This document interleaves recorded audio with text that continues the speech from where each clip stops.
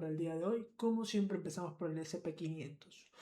Bueno, hoy el SP500 tiene zonas interesantes en las cuales podríamos prever una entrada o ejecutar una compra. Cabe recalcar que el SP500 está en máximos históricos, pero por lejos, lejos. Aún así, podría haber una posibilidad de entrada más o menos a este nivel. Más o menos. No estoy diciendo que esto sea 100% que se vaya a dar, pero existe la posibilidad.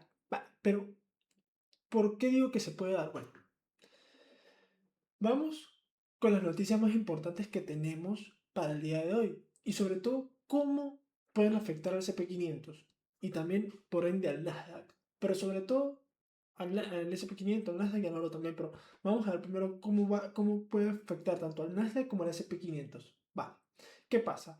La noticia que más llama la atención está relacionada con Irán y el estrecho de Hormuz. Irán está dejando claro que mantener el control del estrecho de Hormuz es una línea roja dentro de su enfrentamiento con Estados Unidos.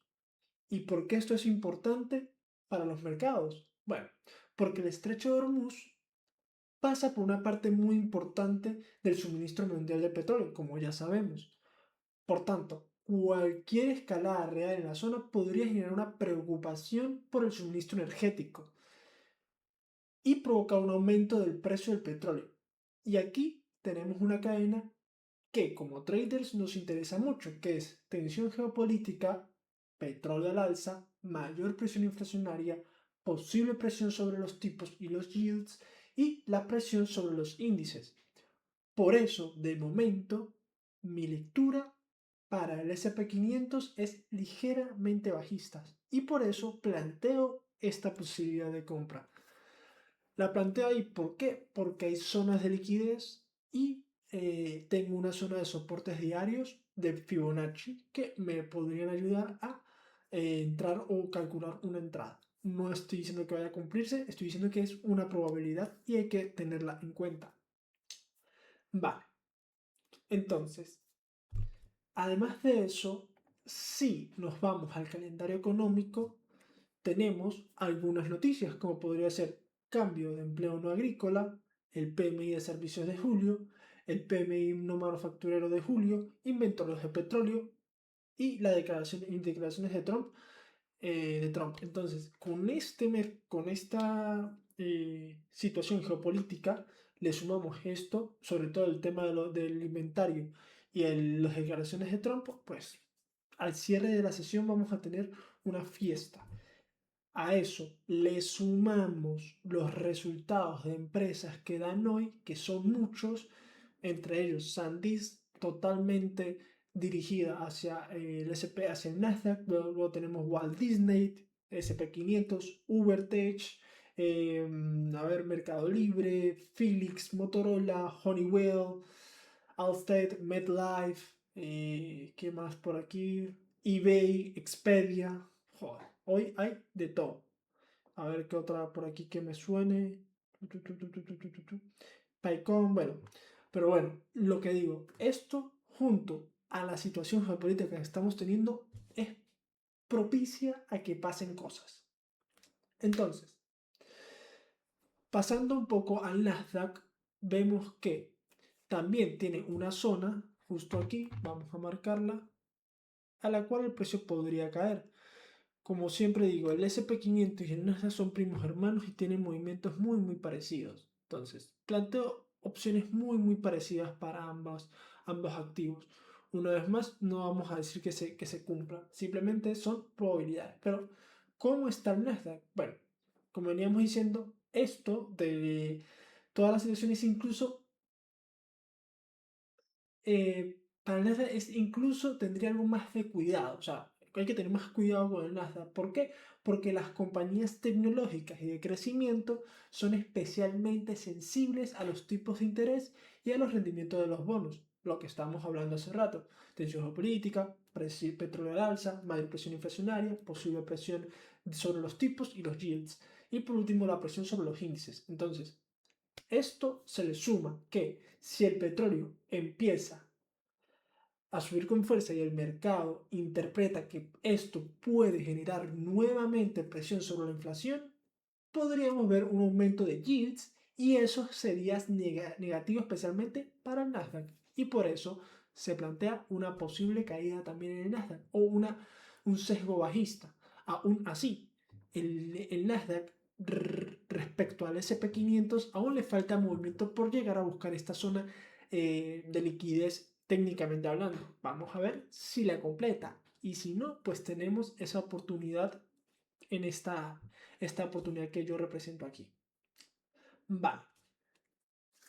Ahora bien, hay algo importante.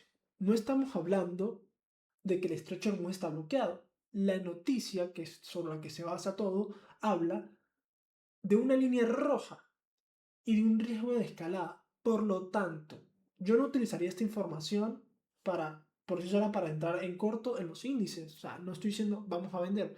Es mejor esperar.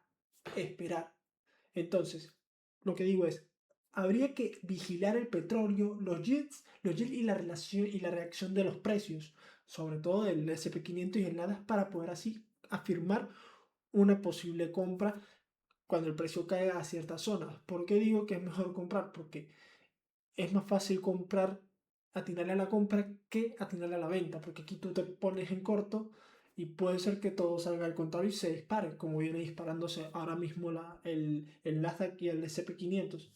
Entonces, si vemos que estos mercados empiezan a confirmar el escenario, entonces la noticia gana mucho más relevancia. No operamos la noticia, operamos en la reacción del mercado. Y luego de eso, por otro lado, tenemos también una nueva escalada en la guerra entre Rusia y Ucrania. Un ataque ruso con misiles y drones provocó al menos 17 muertos en Ucrania y vuelve a poner sobre la mesa la situación de las defensas de áreas ucranianas.